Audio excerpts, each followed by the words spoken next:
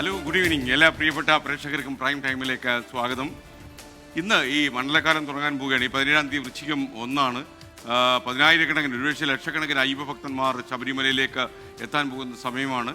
അപ്പോൾ കോടതി പറഞ്ഞ ഒന്ന് രണ്ട് കാര്യങ്ങളുണ്ട്. അതിൽ ഒന്നാണ് അവിടെ ആവശ്യത്തിന് ശുചിമുറികളില്ല എന്ന് പറയുന്നത്. ആൾക്കാർക്ക് ടോയ്ലറ്റിൽ പോകാനുള്ള സൗകര്യമൊക്കെ വളരെ കുറവാണ്. 55 ലക്ഷം ഭക്തജനങ്ങൾ എത്തുന്ന ശബരിമലയിൽ 1000 ശുചിമുറികളോ എന്ന് കോടതി ചോദിച്ചു. ഇത്രയും കോടി രൂപ കിട്ടുന്ന ശബരിമലയ്ക്ക് തീർച്ചയായിട്ടും അവിടുത്തെ ഇൻഫ്രാസ്ട്രക്ചർ സൗകര്യങ്ങൾ കൂട്ടാമെന്ന കാര്യത്തിൽ സംശയമില്ല. പക്ഷേ ഇത് മണ്ഡലക്കാലം അടുത്ത സമയത്ത് ഇനി എന്നാണോ ശുചിമുറികൾ ഉണ്ടാക്കുക, സൗകര്യങ്ങൾ വർദ്ധിപ്പിക്കുക, ഭക്തർക്ക് ആവശ്യമായ സൗകര്യങ്ങൾ വർദ്ധിപ്പിക്കണമെന്ന് കോടതി അർത്ഥശങ്കയില്ലാത്ത വിധം ഇന്ന് പറഞ്ഞു. പക്ഷേ കുറച്ച് താമസിച്ചു പോയി.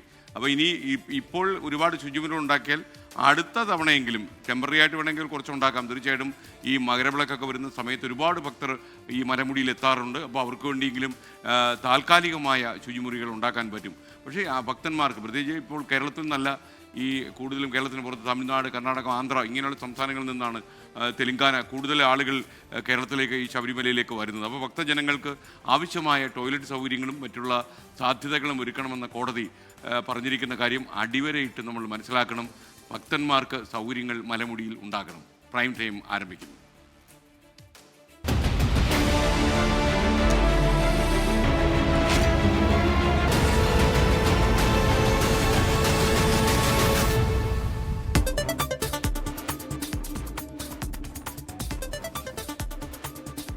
പ്രിയപ്പെട്ട പ്രേക്ഷകർക്ക് വീണ്ടും സ്വാഗതം. നമ്മൾ പ്രൈം ടൈം തുടരുകയാണ്.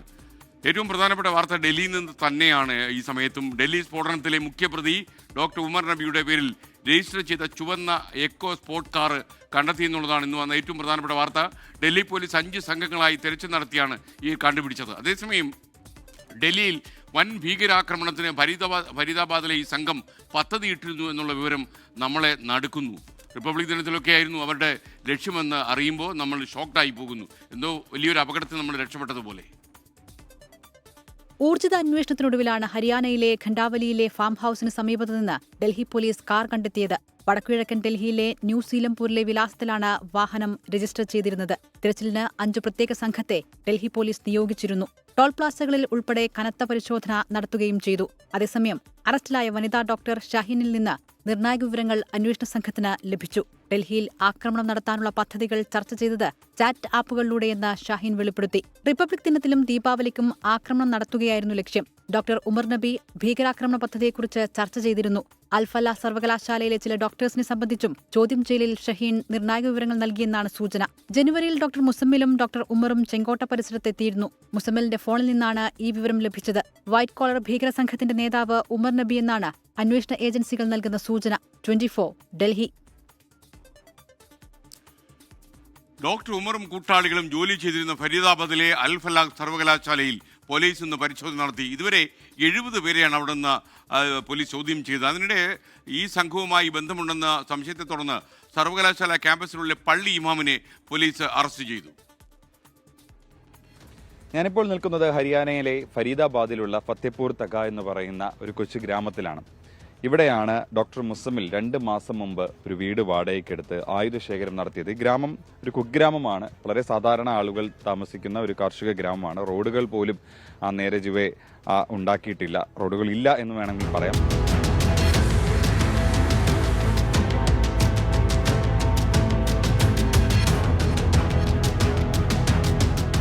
സ്ഫോടക വസ്തുക്കളുടെ അസംസ്കൃത വസ്തുക്കൾ ശേഖരിക്കുന്നതിനും അവ ഒരുക്കുന്നതിനും ജെയ്ഷെ മുഹമ്മദിന് വേണ്ട ലോജിസ്റ്റിക് ഏകോപനത്തിനുമായി ഡൽഹിയിൽ സ്ഫോടനം നടത്തിയ ഡോക്ടർ ഉമറും പിടിയിലായ മറ്റ് ഡോക്ടേഴ്സും പ്രൊഫഷണൽ യോഗ്യതകൾ ദുരുപയോഗം ചെയ്തുവെന്നാണ് കണ്ടെത്തൽ. ഫരീദാബാദ് സംഘവുമായി കൂടുതൽ പേർക്ക് പങ്കുണ്ടോ എന്ന് അന്വേഷണ സംഘം പരിശോധിക്കുന്നു. ഇതാണ് ആ വീട്. 2 മാസം മുമ്പാണ് ഈ വീട് വാടകയ്ക്കെടുത്തത്.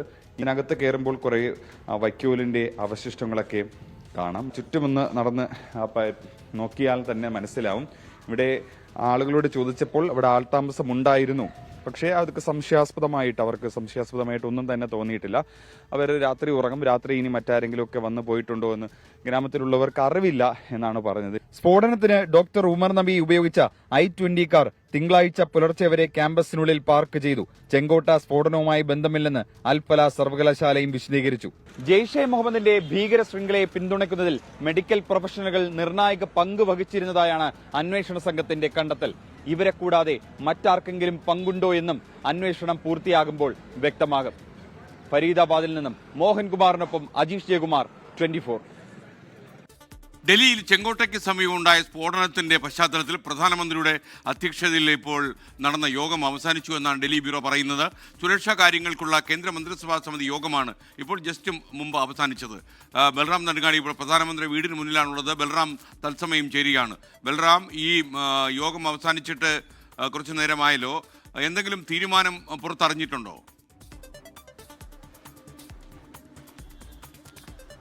SKN അല്പസമയം മുമ്പാണ് പ്രധാനമന്ത്രി നരേന്ദ്രമോദിയുടെ വസതിയിൽ ചേർന്ന കേന്ദ്ര മന്ത്രിസഭാ യോഗം അവസാനിച്ചത്. സുരക്ഷാ കാര്യങ്ങൾക്കുള്ള കേന്ദ്ര മന്ത്രിസഭാ സമിതിയാണ് യോഗം ചേർന്നത്. ഡൽഹി സ്ഫോടനവുമായി ബന്ധപ്പെട്ടുള്ള വിവിധ ഏജൻസികളുടെ അന്വേഷണ റിപ്പോർട്ടുകൾ ഈ യോഗത്തിൽ അവലോകനം ചെയ്തിട്ടുണ്ട്. ഏത് തരത്തിലാണ് അന്വേഷണത്തിന്റെ പുരോഗതി, നിലവിൽ ഏജൻസികളുടെ പ്രാഥമിക നിഗമനം എന്ത് തുടങ്ങിയ കാര്യങ്ങളാണ് അവലോകനം ചെയ്തിരിക്കുന്നത്. നിലവിൽ ആഭ്യന്തരമന്ത്രിക്ക് വിവിധ ഏജൻസികൾ നൽകിയ റിപ്പോർട്ട് അനുസരിച്ച് ഇതൊരു ചാവേർ ബോംബ് ആക്രമണമാണ് എന്ന് സ്ഥിരീകരിക്കാൻ കഴിയില്ല എന്നുള്ളതാണ്. അബദ്ധത്തിൽ ബോംബ് പൊട്ടിയതാകാനുള്ള സാധ്യതയുമുണ്ട്. അത് അസംസ്കൃത വസ്തുക്കൾ, പൂർണ്ണമായും ഒരു ബോംബായി നിർമ്മിക്കാത്ത വസ്തുക്കളാണ് ഈ സ്ഫോടനത്തിനായി ഉപയോഗിച്ചത് എന്ന് പ്രാഥമിക അന്വേഷണത്തിൽ കണ്ടെത്തിയിട്ടുണ്ട്. എന്നാൽ ഇക്കാര്യം സ്ഥിരീകരിക്കുന്നതിനായി കൂടുതൽ പരിശോധനകൾ ആവശ്യമാണ് എന്നാണ് ഏജൻസികൾ അറിയിച്ചിരിക്കുന്നത് ആഭ്യന്തരമന്ത്രിയെ. പ്രത്യേകിച്ച് പരിശോധനയിൽ വലിയ വെല്ലുവിളി നേരിടുന്നത് ശക്തമായ തീ ആ പ്രദേശത്ത് പടർന്നിരുന്നു സ്ഫോടനത്തിന് തൊട്ടു പിന്നാലെ എന്നതുകൊണ്ട് തന്നെ അത് കെടുത്താൻ ആദ്യമായി തന്നെ ഈ ഫയർ എഞ്ചിനുകൾ ഉപയോഗിച്ച് വെള്ളം ചീറ്റേണ്ടി വന്നു. ഇത് കുറേയേറെ തെളിവുകൾ നശിക്കാൻ ഇടയായി എന്നും അതുകൊണ്ട് തന്നെ സൂക്ഷ്മമായ പരിശോധന ഇവിടെ നിന്നും ലഭിച്ച സാമ്പിളുകളിൽ ആവശ്യമാണ് എന്നുമാണ്. 42 സാമ്പിളുകൾ ഇതിനകം പരിശോധനയ്ക്കായി അയച്ചിട്ടുണ്ട്. അവ സൂക്ഷ്മമായി പരിശോധിച്ച് അന്തിമ റിപ്പോർട്ട് ലഭിച്ചാൽ മാത്രമായിരിക്കും ഇത് ഏത് തരത്തിൽ രാജ്യത്തിന് പുറമേ നിന്നുള്ള സ്ഫോടക വസ്തുക്കൾ ഇതിന് ഉപയോഗിച്ചിട്ടുണ്ടോ തുടങ്ങിയ കാര്യങ്ങൾ വ്യക്തത വരികയുള്ളൂ. ഇക്കാര്യങ്ങൾ അതുകൊണ്ട് തന്നെ ഈ അന്തിമ റിപ്പോർട്ടിന് ശേഷം ഇക്കാര്യത്തിൽ ഒരു അന്തിമ നിഗമനത്തിലേക്ക് എത്താം എന്നുള്ള ഒരു റിപ്പോർട്ടാണ് ഏജൻസികൾ ആഭ്യന്തരമന്ത്രിക്ക് നൽകിയത്. ഇക്കാര്യമാണ് ഇന്ന് യോഗത്തിന് മുന്നിൽ വച്ചിരിക്കുന്നത്. എന്നാൽ ഈ വിഷയത്തിൽ വിദേശ ബന്ധവുമായി ബന്ധപ്പെട്ടുള്ള മറ്റ് ഇന്റലിജൻസ് ബ്യൂറോ അടക്കമുള്ള ഏജൻസികളുടെ റിപ്പോർട്ടും യോഗത്തിന് മുന്നിൽ എത്തിയിട്ടുണ്ട്. ഇക്കാര്യങ്ങൾ അവലോകനം ചെയ്ത് ശേഷമായിരിക്കും തുടർന്നുള്ള നീക്കങ്ങൾ എന്ത് എന്ന കാര്യത്തിൽ കേന്ദ്ര മന്ത്രിസഭ അല്ലെങ്കിൽ രാജ്യം ഒരു തീരുമാനമെടുക്കുക. ആ തീരുമാനം സംബന്ധിച്ച് അല്പസമയത്തിനകം കൂടുതൽ കാര്യങ്ങൾ പങ്കുവയ്ക്കാൻ കഴിയുമെന്നാണ് പ്രതീക്ഷിക്കുന്നത്. ഓക്കെ, ബൽറാം നെടുങ്ങാടിയാണ് വിവരങ്ങൾ നൽകിയത്. തദ്ദേശ തെരഞ്ഞെടുപ്പ് ചൂടിൽ കേരളം.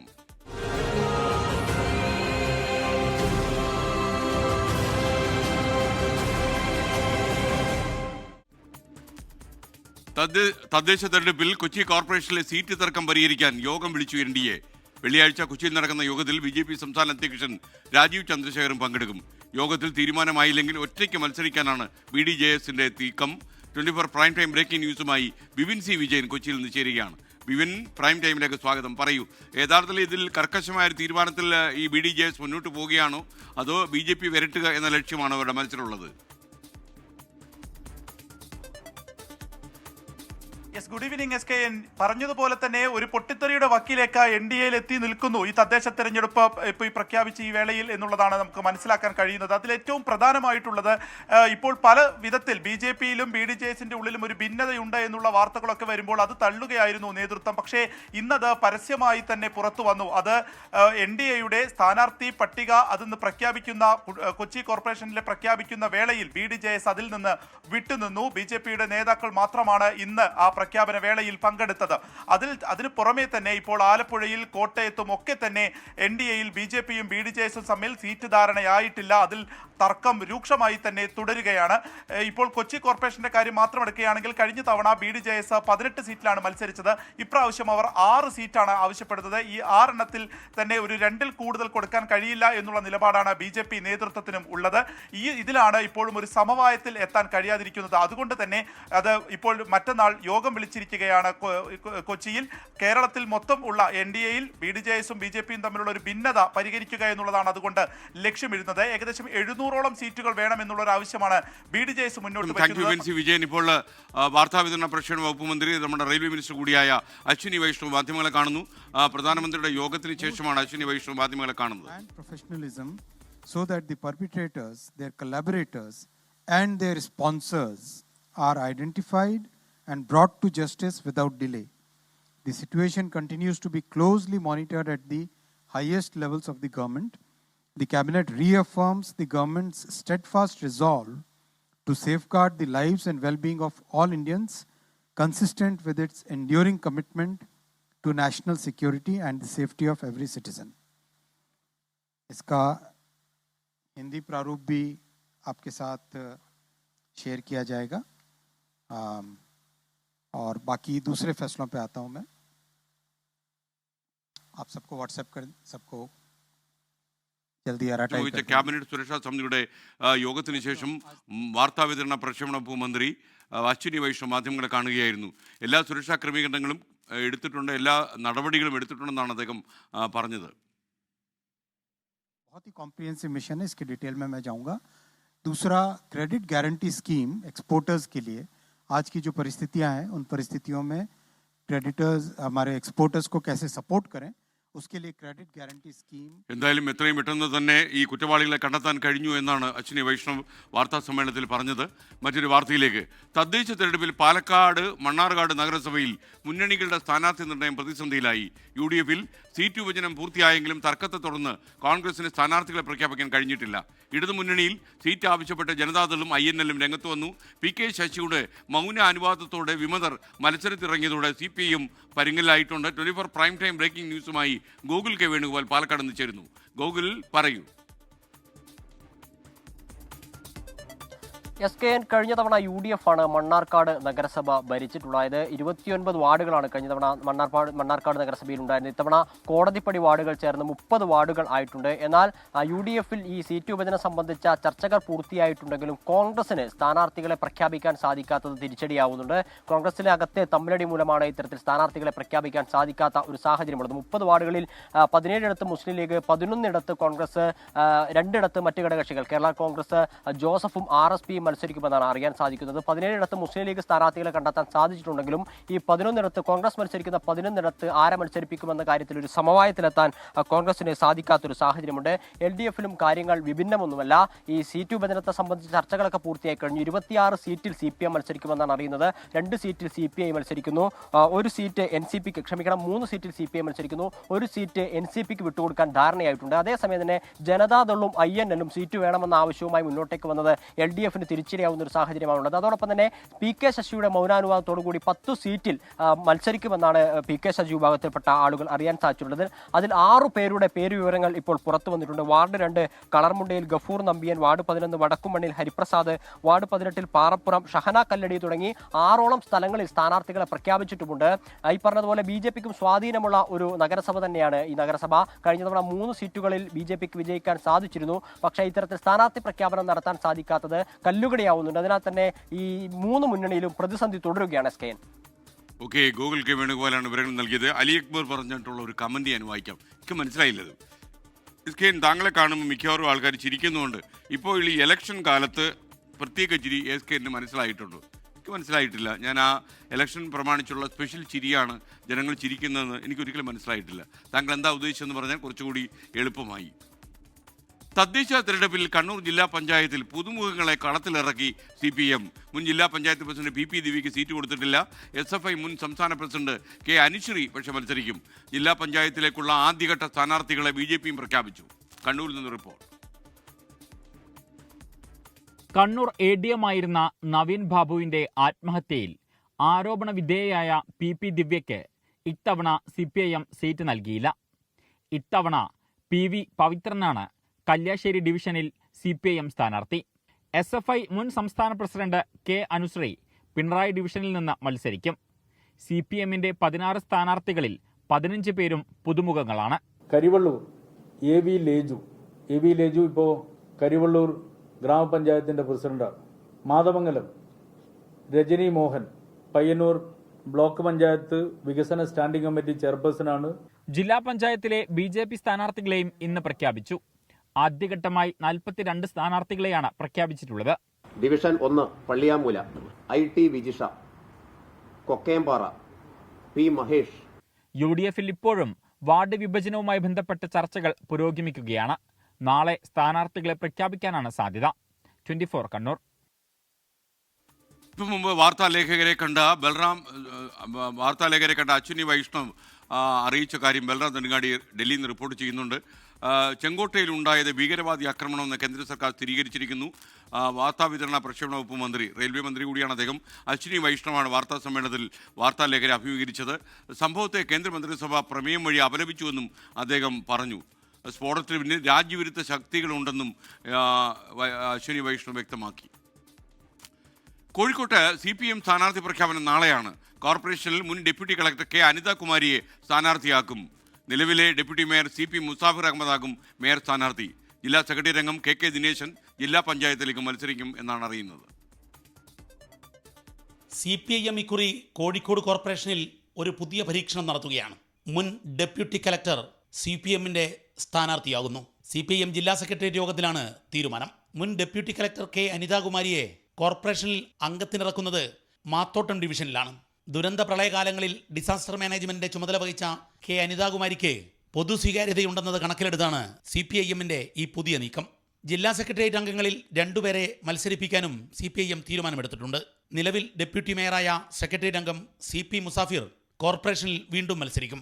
മേയർ സ്ഥാനാർത്ഥിയായി CPM പരിഗണിക്കുന്നത് മുസാഫിറിനെയാണ്. എന്നാൽ ഇക്കാര്യം ഇപ്പോൾ പ്രഖ്യാപിക്കില്ല. മേയർ ഡോക്ടർ ബീന ഫിലിപ്പ് മത്സരരംഗത്തില്ലെന്ന് നേരത്തെ തന്നെ പാർട്ടിയെ അറിയിച്ചിരുന്നു. സ്റ്റാൻഡിംഗ് കമ്മിറ്റി ചെയർമാൻമാർ ആരും തന്നെ മത്സരരംഗത്തില്ല. ചുരുക്കത്തിൽ ഡെപ്യൂട്ടി മേയർ മാത്രമാണ് കോർപ്പറേഷൻ നേതൃത്വത്തിൽ നിന്നും വീണ്ടും മത്സരിക്കുന്നത്. ജില്ലാ സെക്രട്ടേറിയറ്റ് അംഗം KK ദിനേശനും മത്സരിക്കുന്നുണ്ട്. ജില്ലാ പഞ്ചായത്തിലേക്കാണ് KK ദിനേശൻ സ്ഥാനാർത്ഥിയാവുക. മണിയൂർ ഡിവിഷനിൽ നിന്നും സ്ഥാനാർത്ഥിയാക്കാനാണ് പാർട്ടി തീരുമാനം.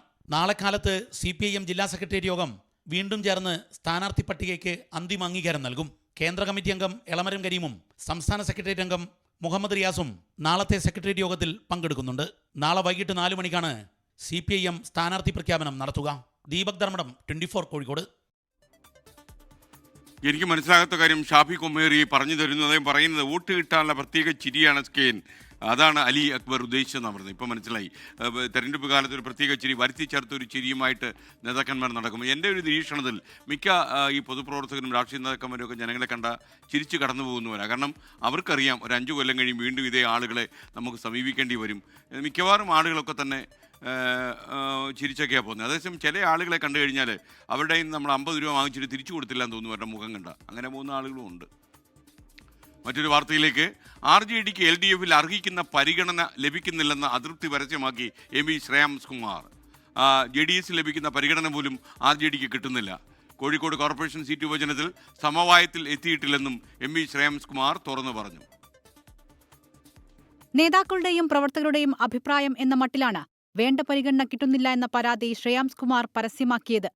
അത് പല മേഖലകളിലും ഉണ്ട്, അത് വാസ്തവമാണ്. കാരണം പല സ്ഥലത്തും അവർക്ക് മതിയായ സംഘടനാ ശേഷിയില്ലാത്ത സ്ഥലത്ത് ചില സ്ഥലങ്ങളിൽ അങ്ങനെ സംഭവിക്കുന്നുണ്ടെന്ന് ഞാൻ മനസ്സിലാക്കിയത്. അത് കോൺക്രീറ്റ് ആയിട്ട് ഡീറ്റെയിൽസ് എനിക്ക് അറിയില്ല. കോഴിക്കോട് കോർപ്പറേഷൻ സീറ്റ് വിഭജനം സംബന്ധിച്ച അഭിപ്രായ ഭിന്നതകൾ ഉണ്ടെന്നും MP ശ്രേയാംസ് കുമാർ തുറന്നു പറഞ്ഞു. എന്നാൽ UDF പ്രവേശനം കേവലം മാധ്യമ സൃഷ്ടി മാത്രമാണെന്നാണ് ശ്രേയാംസ് കുമാറിന്റെ പക്ഷം. പല സ്ഥലത്തും ചർച്ച കഴിഞ്ഞിട്ടുണ്ട്, ചിലർക്ക് ചർച്ച നടന്നുകൊണ്ടിരിക്കുന്നു, ചില തർക്കങ്ങളുണ്ടാവും, എല്ലാവരുമായിട്ടുണ്ടാവും. അതെല്ലാം ആ ഘടകങ്ങൾ വിലയിരുത്തും. ഇതിനിടെ തിരുവനന്തപുരം നഗരസഭ വെങ്ങാനൂർ വാർഡിൽ ഇത്തവണ ജനതാ പാർട്ടികൾ നേരിട്ടേറ്റുമുട്ടുന്ന സാഹചര്യമായി. ജനതാദൾ എസിന് അനുവദിച്ച സീറ്റിൽ RJDയും സ്ഥാനാർത്ഥിയെ നിർത്തി. JDS സ്ഥാനാർത്ഥിയുടെ പോസ്റ്റർ നശിപ്പിച്ചതായി പരാതി ഉയർന്നു.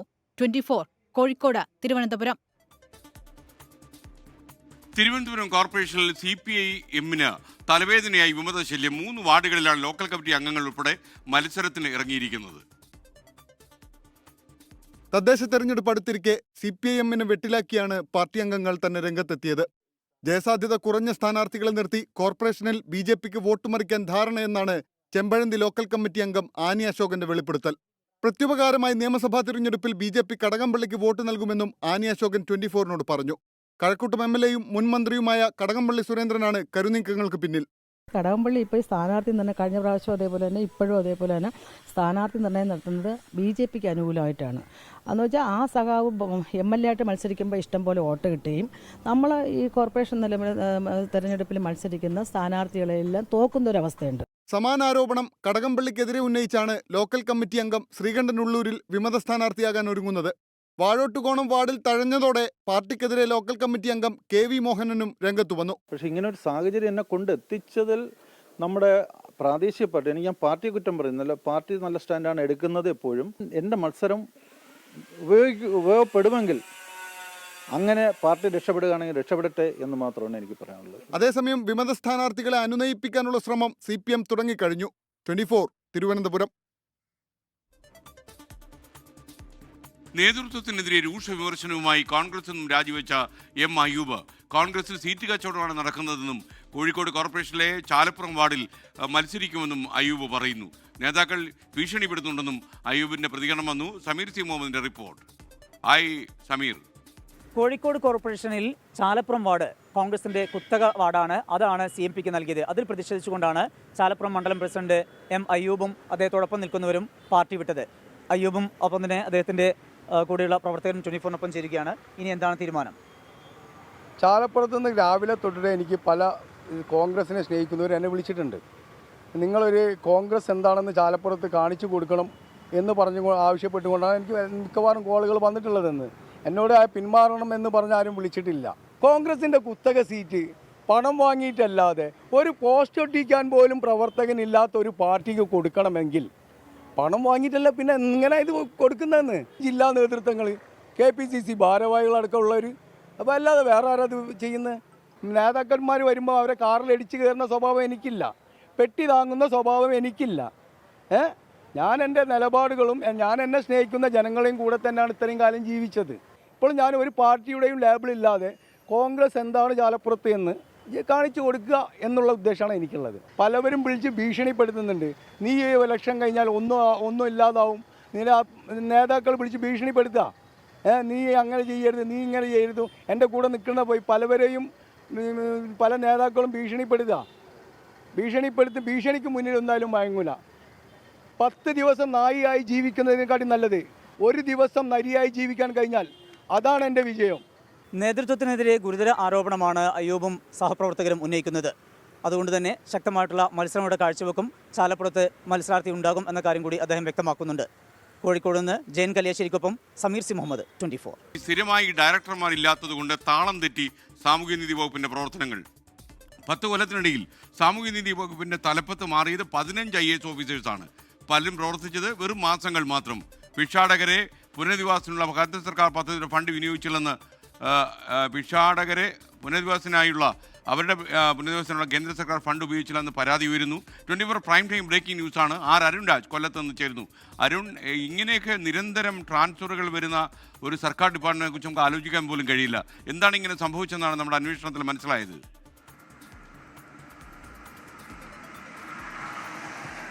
SKN സംസ്ഥാനത്ത് തന്നെ ഏറ്റവും പ്രധാനപ്പെട്ട വകുപ്പുകളിലൊന്നാണ് സാമൂഹ്യനീതി വകുപ്പ്. കാരണം അശരണർക്കും അതുപോലെ തന്നെ ആലംബഹീനർക്കും ഏറ്റവും കൂടുതൽ സഹായം എത്തിക്കുന്നതിന് വേണ്ടിയാണ് ഈ സാമൂഹ്യനീതി വകുപ്പ് രൂപപ്പെടുത്തിയിട്ടുള്ളത്.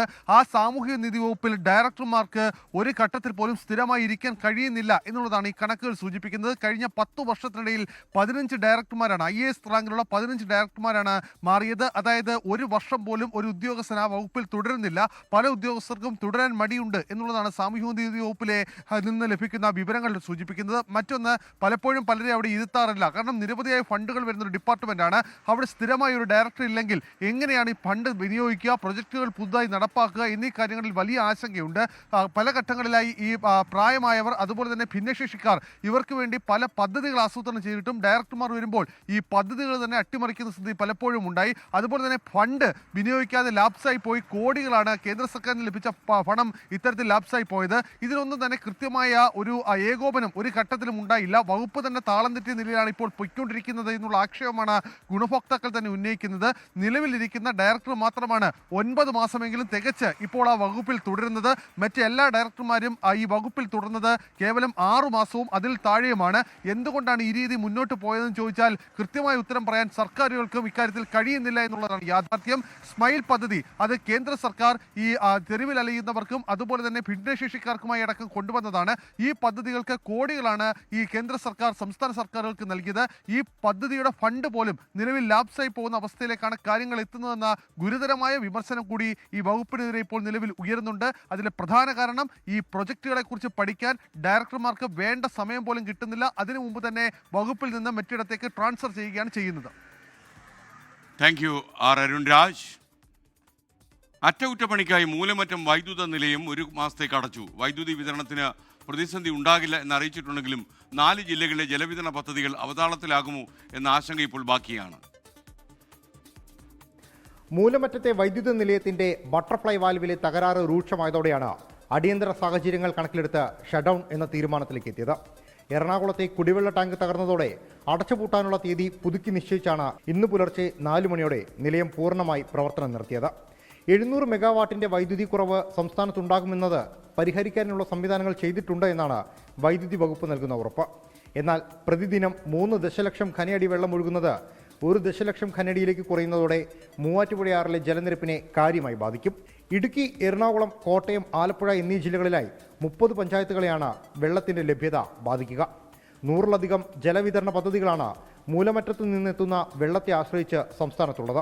ചെറുതോണിയിൽ നിന്ന് പെൻസ്റ്റോക്ക് വഴി മൂലമറ്റത്തെത്തിച്ച് വൈദ്യുതോൽപാദന ശേഷം മലങ്കര ഡാമിലൂടെ തൊടുപുഴ, മൂവാറ്റുപുഴ, പിറവം, വൈക്കം എന്നിങ്ങനെ വേമ്പനാട്ട് കായലിലാണ് ഈ വെള്ളം എത്തിച്ചേരുന്നത്.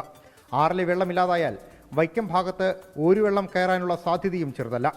പകരം സംവിധാനം എന്ന നിലയിൽ പെരിയാറിനെ ആശ്രയിക്കാമെന്ന തീരുമാനമെടുത്തിട്ടുണ്ടെങ്കിലും അതും പൂർണ്ണമായി ഫലപ്രദമല്ല എന്നാണ് വിലയിരുത്തൽ.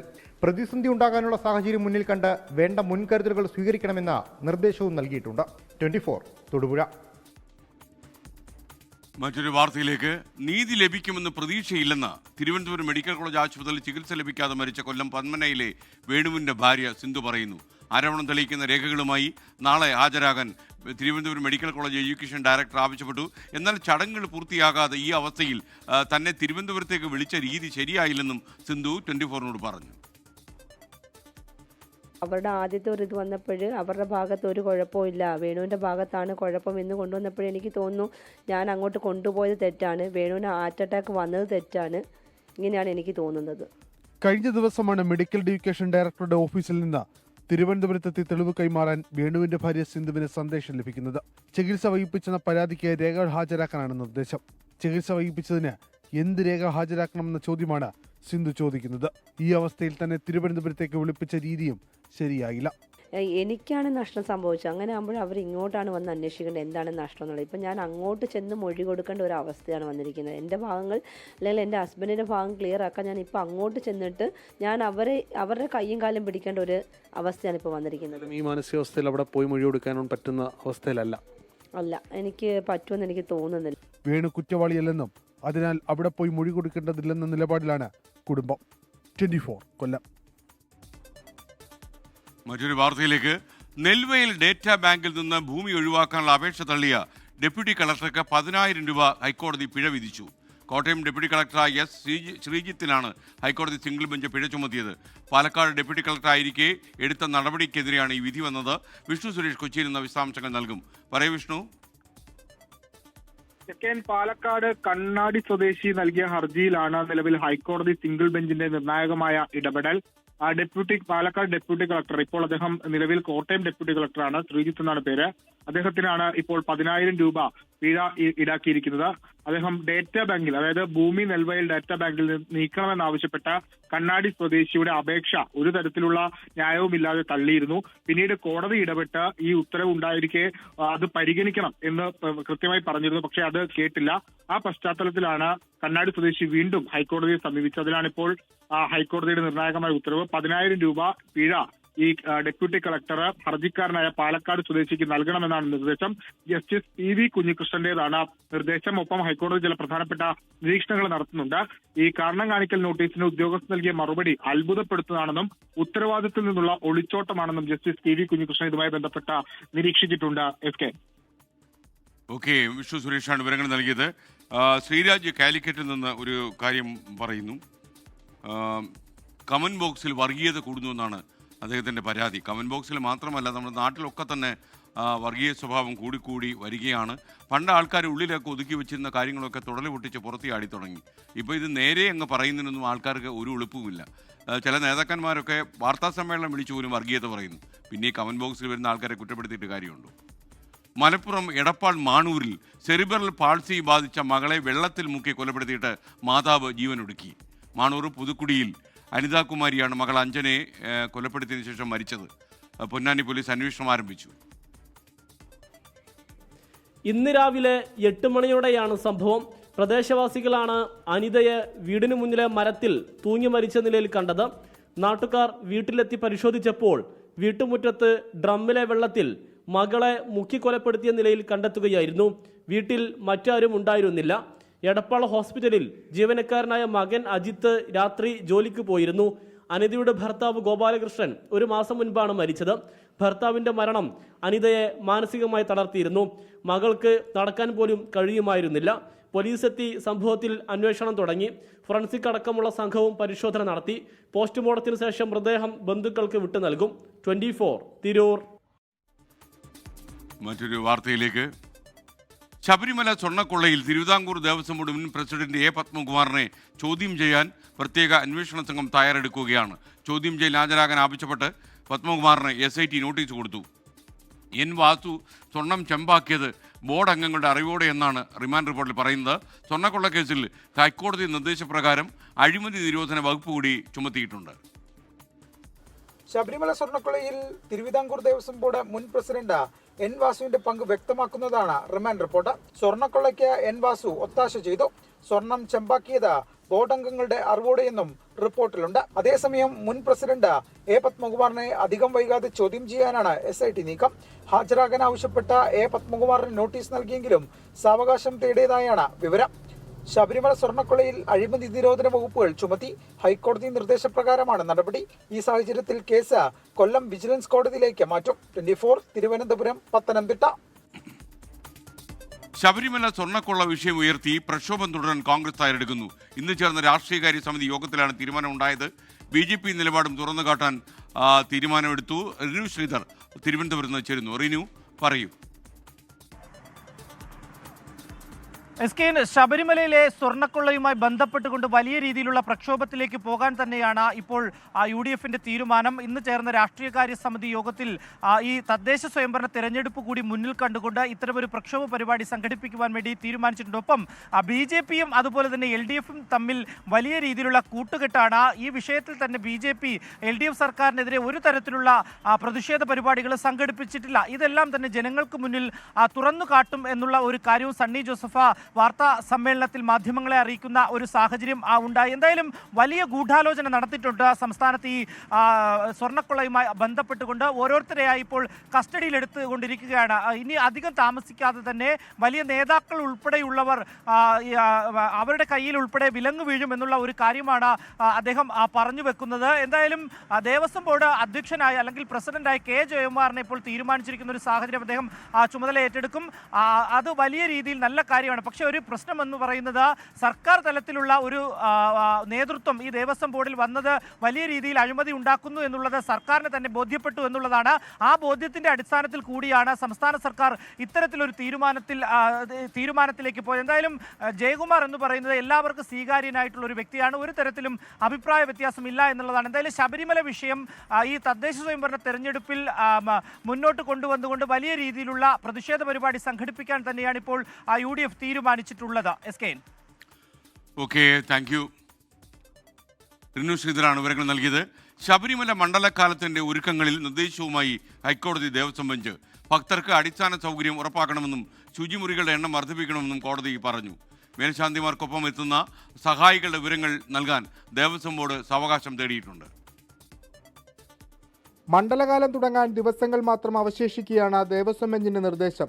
ശുചിമുറികളുടെ എണ്ണത്തിൽ കോടതി അതൃപ്തി രേഖപ്പെടുത്തി. 53 ലക്ഷം ഭക്തർ വരുന്നിടത്ത് 1000 ശുചിമുറികൾ കൊണ്ട് എന്ത് കാര്യമാണുള്ളത്? അടുത്ത സീസണിലെങ്കിലും ഇത് വർദ്ധിപ്പിക്കാൻ നടപടി വേണമെന്ന് നിർദ്ദേശിച്ചു. അടിസ്ഥാന സൗകര്യങ്ങളില്ലെങ്കിൽ ക്യൂവിന്റെ എണ്ണം കുറയ്ക്കേണ്ടി വരുമെന്നും കോടതി ഓർമ്മിപ്പിച്ചു. ശബരിമലയിൽ രാസകുങ്കുമ വിൽപ്പന നിരോധിച്ച കോടതി ഉത്തരവ് ചോദ്യം ചെയ്തുള്ള ഹർജി ദേവസ്വം ബെഞ്ച് തള്ളി.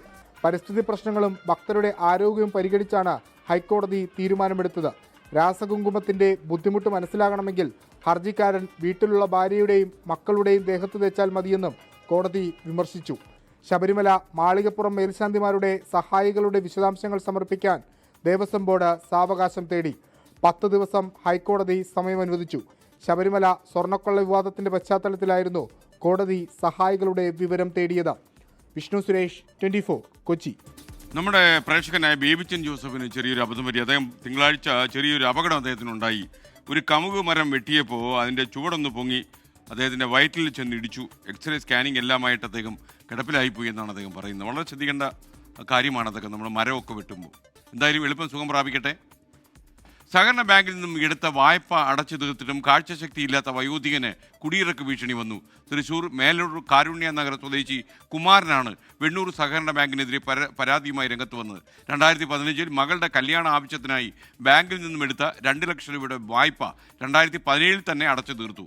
ആധാരം തിരികെ ആവശ്യപ്പെട്ടപ്പോൾ 12 ലക്ഷം വായ്പ ബാക്കിയുണ്ടെന്നാണ് സഹകരണ ബാങ്ക് മറുപടി പറഞ്ഞത്. അദ്ദേഹത്തിൻ്റെ പ്രതികരണം ആദ്യം ഒന്ന് കേൾക്കാം. 2015 എൻ്റെ അച്ഛനും അമ്മയും കൂടി ചേർന്ന് അനീതിയുടെ വിവാഹാവശ്യത്തിനുമായിട്ട് 2 ലക്ഷം രൂപ ലോൺ എടുത്തത്. ആ 2 ലക്ഷം രൂപ 5/1/2017 2 വർഷം കൊണ്ട് ഞങ്ങളത് അടച്ചു തീർക്കുകയും ചെയ്തു. ഞങ്ങൾ ലോൺ എടുത്ത് കഴിഞ്ഞു, ക്ലോസ് ചെയ്ത് ചലാൻ ഞങ്ങൾക്ക് തരണ്ടേ. അത് ചോദിക്കുമ്പോൾ പറയണേ ലോൺ ബാധ്യത തീർന്നിട്ടില്ല എന്ന്. അത് സെക്രട്ടറി സാബു എന്തോ ക്രയവിക്രയം ചെയ്താണ് ഇതിനകത്ത് ചെയ്യണത്. എനിക്ക് എൻ്റെ ആധാരം തിരിച്ചു തരാൻ ഞാൻ സെക്രട്ടറിയോട് പറയുന്നു. സെക്രട്ടറി തരുന്നില്ല. അപ്പോൾ സെക്രട്ടറി ഇതിൽ എന്തോ വ്യാജരേഖ ചെയ്ത് അവർ കാശെടുത്തിട്ടുണ്ട്. ഇങ്ങനെ കിട്ടാണ്ടായപ്പോൾ ഞാൻ സ്റ്റേഷനിൽ പരാതി കൊടുത്തു. 24 പ്രൈം ടൈം ബ്രേക്കിംഗ് ന്യൂസുമായി സൂരജ് സജി തൃശ്ശൂരിൽ നിന്ന് ചേരുന്നു. പറയൂ സൂരജ്.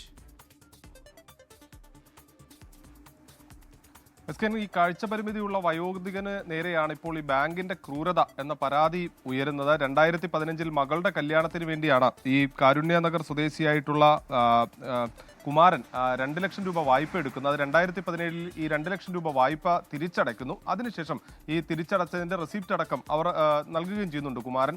അങ്ങനെ ഈ റെസിപ്റ്റ് അടക്കം കൈപ്പറ്റിയതിനു ശേഷം ആധാരം ചോദിക്കുന്ന സമയത്ത് ബാങ്ക് അധികൃതർ ഈ ആധാരം നൽകുന്നില്ല. കാഴ്ച പരിമിതിയുള്ള ആളാണ്. പലരുടെയും സഹായത്തോടെ പലതവണ ഈ ബാങ്കിലെത്തി ആധാരം ചോദിച്ചു എന്നുള്ളതാണ് കുമാരൻ പറയുന്നത്. ആ സമയത്തൊന്നും ഇവർക്ക് ഈ ആധാരം മടക്കി നൽകിയില്ല. പിന്നീട് ഈ ബാങ്കിൽ നിന്ന് ഇവർക്കൊരു നോട്ടീസ് ലഭിക്കുന്നു. അത് ഈ ജപ്തി ചൂണ്ടിക്കാണിച്ചുകൊണ്ടുള്ള നോട്ടീസാണ്.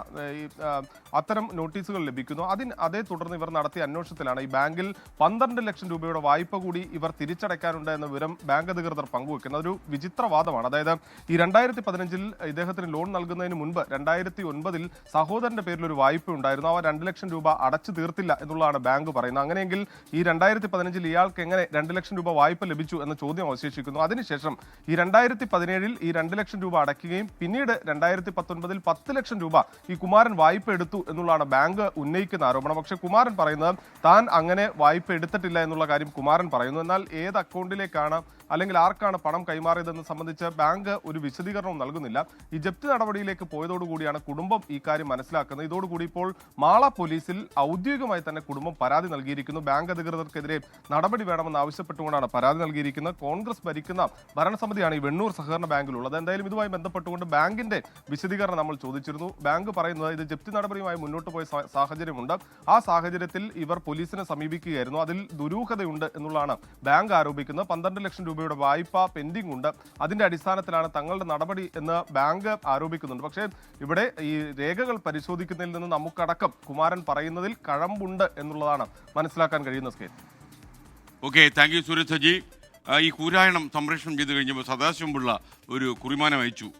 സ്വർണം ചെമ്പായി മാറുന്നില്ലേ കൂരായണി എന്ന് പറഞ്ഞു. ഈ ചോദ്യം ഞാൻ കൂരായണിയോട് ചോദിക്കാം. കൂരായണി ഇപ്പോൾ മേക്കപ്പ് അഴിച്ചുകൊണ്ട് അടുത്ത മുറിയിലുണ്ട്. മേക്കപ്പ് അഴിച്ച് തീരട്ടെ, അത് കഴിഞ്ഞ് പറയാം. റീന സതീശൻ പറഞ്ഞു അവിടെ ഒരു ഫ്രണ്ടിന് എന്തോ ഒരു മെസ്സേജ് വന്ന് അതിൽ കയറി ഇന്ന് കുത്തിയപ്പോൾ ആർക്കൊക്കെയോ സന്ദേശം പോയി, മൊത്തം പ്രശ്നമായി. സൈബർ സെല്ലിന് പരാതി കൊടുത്തു എന്ന് പറയുന്നു. അപ്പോൾ ഇങ്ങനെയുള്ള ഒരുപാട് സന്ദേശങ്ങൾ വരുന്നുണ്ട്. എനിക്ക് തന്നെ ഇന്നൊരു മെസ്സേജ് വന്നു. എനിക്കല്ല, എൻ്റെ ഓഫീസിലെ ചില ആളുകൾക്ക് എൻ്റെ പേരിൽ ചില മെസ്സേജുകൾ അയച്ചിട്ടുണ്ട്. അപ്പോൾ വളരെ കരുതലോടെ ഇരിക്കണം. നിങ്ങൾ ഈ ഇങ്ങനെയുള്ള അപകടം പിടിച്ച സന്ദേശം വന്ന് അതിൽ കുത്തണമെന്ന് പറഞ്ഞാൽ കുത്തരുത്. കുത്തിയാൽ ചിലപ്പോൾ ബാങ്കിൽ കിടക്കുന്ന പൈസ തന്നെ പോയെന്ന് വരും. അപ്പോൾ ഇനി ഈ മണിക്കൂർ വരുന്ന ഏറ്റവും പ്രധാനപ്പെട്ട വാർത്തകൾ ഉൾപ്പെടുത്തി ന്യൂസ് എക്സ്പ്രസ് ആരംഭിക്കുന്നു. ഡൽഹി ചെങ്കോട്ടയ്ക്ക് സമീപമുണ്ടായ സ്ഫോടനം ഭീകരാക്രമണമെന്ന് സ്ഥിരീകരിച്ച കേന്ദ്ര സർക്കാർ കുറ്റക്കാരെ നിയമത്തിന് മുന്നിൽ കൊണ്ടുവരും. ഭീകരവാദം വെച്ച് പൊറുപ്പിക്കില്ല. ജനങ്ങളുടെ സുരക്ഷ ഉറപ്പുവരുത്താൻ പ്രതിജ്ഞാബദ്ധമെന്നും കേന്ദ്ര മന്ത്രിസഭാ സമിതിയുടെ പ്രമേയം. സ്ഫോടനത്തിൽ പരിക്കേറ്റവരെ ഡൽഹി LNJP ഹോസ്പിറ്റലിൽ സന്ദർശിച്ച് പ്രധാനമന്ത്രി നരേന്ദ്രമോദി. ഡൽഹി സ്ഫോടനത്തിന് പിന്നാലെ ഉത്തരേന്ത്യൻ സംസ്ഥാനങ്ങളിൽ വ്യാപക പരിശോധനയുമായി NIA. മുഖ്യപ്രതി ഡോക്ടർ ഉമർ നബിയുടെ പേരിൽ രജിസ്റ്റർ ചെയ്ത രണ്ടാമത്തെ കാർ ഹരിയാനയിൽ നിന്നും കണ്ടെത്തി. ഫരീദാബാദ് അൽ ഫലാഹ് സർവകലാശാലയിലെ അധ്യാപകരും ജീവനക്കാരുമടക്കം 70ഓളം പേരെ ഇന്ന് NIA ചോദ്യം ചെയ്തു. സ്ഫോടനവുമായി ബന്ധമില്ലെന്ന് അൽ ഫലാഹ് സർവകലാശാല.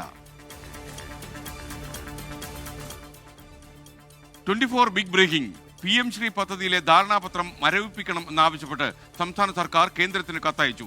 നടപടി കത്ത് വൈകുന്നതിൽ അതൃപ്തി അറിയിച്ച് CPM മന്ത്രിമാർ മുഖ്യമന്ത്രിയെ നേരിട്ട് കണ്ടതിന് പിന്നാലെ സ്ഥിരീകരിച്ച വിദ്യാഭ്യാസ വകുപ്പ് മന്ത്രി V ശിവൻകുട്ടി. ഇതിനെ സംബന്ധിച്ചിടത്തോളം തുടർ നടപടികൾ നിർത്തിവെക്കുന്നതിന് വേണ്ടി കേന്ദ്രത്തെ രേഖാമൂലം അറിയിക്കുമെന്ന് പറഞ്ഞല്ലോ. അതിപ്പോൾ രേഖാമൂലം അറിയിച്ചിട്ടുണ്ട്. ഫണ്ട് കുടിശ്ശിക വാങ്ങിയെടുക്കാൻ ശ്രമം തുടരുമെന്നും മന്ത്രി V ശിവൻകുട്ടി. ഈ വിജയം RSSന്റെ അജണ്ടയ്ക്കെതിരായി വിദ്യാഭ്യാസ രംഗത്ത് സമരം ചെയ്യുന്ന വിദ്യാർത്ഥി പ്രസ്ഥാനത്തിൻ്റെയും അധ്യാപക പ്രസ്ഥാനത്തിൻ്റെയും വിജയത്തിന് വേണ്ടിയുള്ള LDF സംഭാവനയാണ്. RSS അജണ്ടയ്ക്കെതിരായ വിജയമെന്ന് ബിനോയ് വിശ്വം. ശബരിമല സ്വർണ്ണക്കൊള്ളയിൽ തിരുവിതാംകൂർ ദേവസ്വം ബോർഡ് മുൻ പ്രസിഡന്റ് A പത്മകുമാറിന് കുരുക്ക്. ചോദ്യം ചെയ്യലിൽ ഹാജരാകാൻ ആവശ്യപ്പെട്ട് നോട്ടീസ് നൽകിയ SIT. N വാസു സ്വർണം ചെമ്പാക്കിയത് ബോർഡ് അംഗങ്ങളുടെ അറിവോടെയെന്ന റിമാൻഡ് റിപ്പോർട്ട്. പ്രക്ഷോഭം തുടരാൻ കോൺഗ്രസ് വാർഡ് അടിസ്ഥാനത്തിൽ വിശ്വാസ സംരക്ഷണ സംഗമം നടത്തും. പേരിൽ ഗൂഢാലോചനയാണ് ചാർത്തുന്നതെങ്കിൽ, ക്രിമിനൽ കോൺസ്പിറസിയാണ് ചേർത്തിട്ടുള്ളതെങ്കിൽ ആ ഗൂഢാലോചനയിൽ വാസു ഒറ്റക്കല്ല. വാസുവും പത്മകുമാറും മാത്രമല്ല, 2 ദേവസ്വം മന്ത്രിമാരെ കൂടി ഈ സർക്കാരിന് പ്രതി ചേർക്കേണ്ടതായി വരും. N Vasu ഇടനിലക്കാരൻ മാത്രമെന്ന് K Surendran. തദ്ദേശ തെരഞ്ഞെടുപ്പിലും സീറ്റ് വിഭജനത്തിലും സ്ഥാനാർത്ഥി പ്രഖ്യാപനത്തിലും മുന്നണികളിൽ പ്രതിസന്ധി. തിരുവനന്തപുരം കോർപ്പറേഷനിലെ വാഴോട്ടുകോണത്തും ചെമ്പഴന്തിയിലും CPMലും വിവിധ ഭീഷണി. CPM BJP ഡീലെന്ന ആരോപണവുമായി ലോക്കൽ കമ്മിറ്റി അംഗം ആനി അശോകൻ രംഗത്ത് വന്നു. ഇപ്പോഴും അതേപോലെ തന്നെ സ്ഥാനാർത്ഥി നിർണ്ണയം നടത്തുന്നത് BJPക്ക് അനുകൂലമായിട്ടാണ്. എന്ന് വെച്ചാൽ ആ സഖാവ് MLA ആയിട്ട് മത്സരിക്കുമ്പോൾ ഇഷ്ടം പോലെ വോട്ട് കിട്ടുകയും നമ്മൾ ഈ കോർപ്പറേഷൻ തെരഞ്ഞെടുപ്പിൽ മത്സരിക്കുന്ന സ്ഥാനാർത്ഥികളെല്ലാം തോക്കുന്നൊരവസ്ഥയുണ്ട്. പാലക്കാട് BJPയിൽ കലാപം. ഹിജാബ് വിവാദമുണ്ടായ സ്കൂളിലെ PTA പ്രസിഡന്റ് കൊച്ചി കോർപ്പറേഷനിൽ NDA സ്ഥാനാർത്ഥി. 24 പ്രൈം ടൈം ബ്രേക്കിംഗ്. കൊച്ചി കോർപ്പറേഷനിലെ സീറ്റ് തർക്കം പരിഹരിക്കാൻ അടിയന്തര യോഗം വിളിച്ച് NDA. മറ്റന്നാൾ കൊച്ചിയിൽ നടക്കുന്ന യോഗത്തിൽ BJP സംസ്ഥാന അധ്യക്ഷൻ രാജീവ് ചന്ദ്രശേഖർ പങ്കെടുക്കും. പാലക്കാട് മണ്ണാർക്കാട്ട് നഗരസഭയിൽ UDFലും LDFലും തർക്കം തുടരുകയാണ്. PK ശശിയുടെ മൗനാനുവാദത്തോടെ വിമത രംഗത്തിറങ്ങിയതോടെ CPM പ്രതിസന്ധിയിലായി. കേരള സർവകലാശാലയിൽ നാടകീയ രംഗങ്ങൾ. വൈസ് ചാൻസലറുടെ വാഹനം തടഞ്ഞ SFI പ്രവർത്തകർ. ജാതി അധിക്ഷേപം നടത്തിയ ഡീൻ ഡോക്ടർ CN വിജയകുമാരിയെ പുറത്താക്കണമെന്ന ആവശ്യം.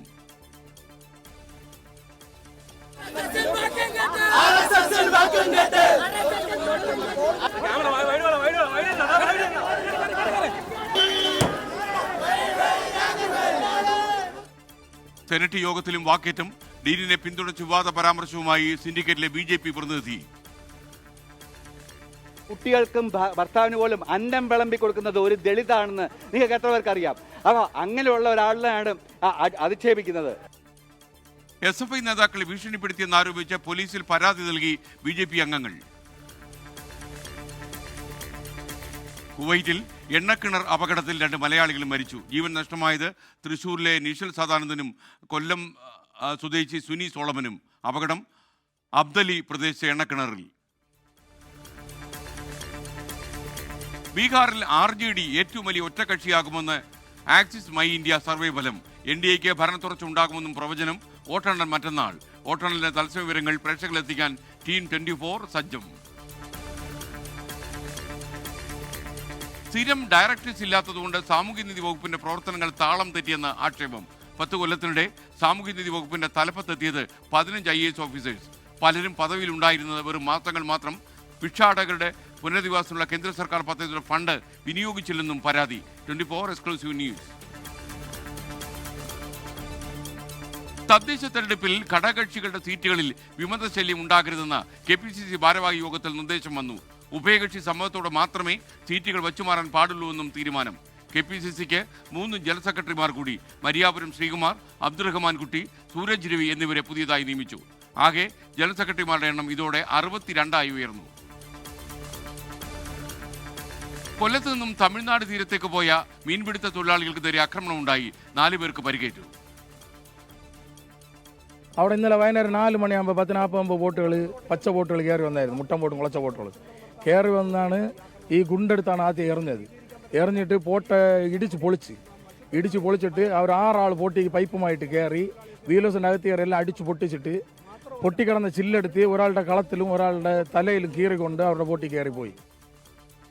ബോട്ടുകൾ അടിച്ച് തകർത്തു. കേരളത്തിൽ നിന്നുള്ളവരെ മീൻ പിടിക്കാൻ അനുവദിക്കില്ലെന്ന് ഭീഷണിപ്പെടുത്തിയെന്നും ആരോപണമുയരുന്നു. കോട്ടയത്ത് യുവതിക്ക് ഭർത്താവിന്റെ ക്രൂരമർദ്ദനം. ഗുരുതര പരിക്കേറ്റത് തൃക്കൊടിത്താനം സ്വദേശി രമ്യ മോഹനന്. തലയെല്ലാം അടിച്ച് പൊട്ടിച്ച് ആദ്യം എൻ്റെ ചെവിക്കല്ല് തീർത്ത ഒരെണ്ണം തന്നത്. 2-3 അടി ആയപ്പോഴത്തേക്കിന് തന്നെ നമുക്ക് ബോധം പോയി തുടങ്ങി. എൻ്റെ മുഖമെല്ലാം ഇടിച്ച് പൊട്ടിച്ചിട്ട് ഇവിടെ എൻ്റെ എല്ലിന് പൊട്ടലുണ്ട്, റെറ്റിനയ്ക്കൊക്കെ ഇഷ്യൂ ഉണ്ട്, ഈ ജോലൈന് പെടലി ഇവിടെ കളി കടിച്ചിട്ടുണ്ട്. പുറമെല്ലാം ഇടിച്ച് പൊളിച്ച് വെച്ചേക്കുക. ജീവിതത്തിൽ നിന്ന് ഒഴിഞ്ഞു പോകണമെന്നാവശ്യപ്പെട്ട 4 കൊല്ലമായി ക്രൂരപീഡനമെന്ന ആരോപണം. ഭർത്താവിനെതിരെ പോലീസിൽ യുവതി പരാതി നൽകി. ശബരിമലയിലെ മണ്ഡലകാല ഒരുക്കങ്ങളിൽ ഹൈക്കോടതിക്ക് അതൃപ്തി. 53 ലക്ഷം തീർത്ഥാടകർ വരുന്ന സ്ഥലത്ത് 1000 ശുചിമുറികൾ കൊണ്ട് എന്ത് കാര്യമെന്ന് കോടതി ചോദിച്ചു. ശബരിമലയിൽ രാസകുങ്കുമം വിൽക്കാൻ അനുവദിക്കണമെന്ന ഹർജി രൂക്ഷ വിമർശനത്തോടെ കോടതി തള്ളിക്കളഞ്ഞു.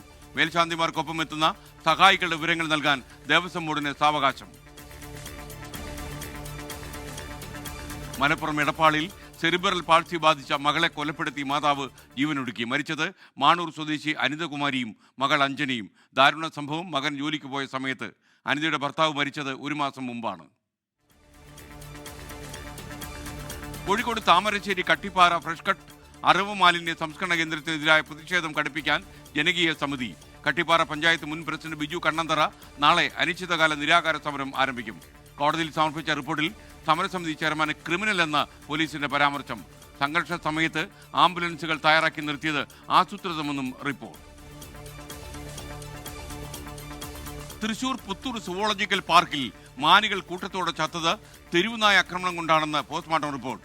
3 മാനുകളെ തെരുവുനായ ആക്രമിച്ചതായി കണ്ടെത്തൽ. മറ്റു മാനുകൾ ചത്തത് പേടി മൂലം വരുന്ന ക്യാപ്ചർ മയോപ്പതി മൂലമെന്നും വിശദീകരണം. നായ്ക്കളെ പാർക്കിൽ കൊണ്ടുവിട്ടതാണോ എന്ന് സംശയിക്കുന്നതായി മന്ത്രി KB ഗണേഷ് കുമാർ. കോട്ടയം പാലയിൽ വാഹനാപകടത്തിൽ മരിച്ച റോസമ്മയിലൂടെ 5 പേർക്ക് പുതുജന്മം. വൃക്കകൾ, കരൾ, നേത്രപടലം എന്നിവ ദാനം ചെയ്തു. റോസമ്മയുടെ മരണത്തിന് കാരണമായ വാഹനാപകടം ഉണ്ടാക്കിയ ആണിത്തോട്ടം ജോർജ് കുട്ടി ഇപ്പോഴും ഒളിവിലാണ്. കൊച്ചി തമ്മനം പമ്പ് ഹൗസിൽ നിന്നുള്ള ജലവിതരണം പുനരാരംഭിച്ചു. പമ്പിംഗ് ആരംഭിച്ചത് തകർന്ന ടാങ്കിന് സമീപമുള്ള മറ്റൊരു ജലസംഭരണിയിൽ നിന്ന്. തൃപ്പൂണിത്തുറ ഭാഗത്തേക്കുൾപ്പെടെ ജലവിതരണം ഭാഗികമായി ആരംഭിച്ചു. ജലവിതരണം പൂർണ്ണ തോതിലെത്താൻ സമയമെടുക്കുമെന്ന് ജല അതോറിറ്റി.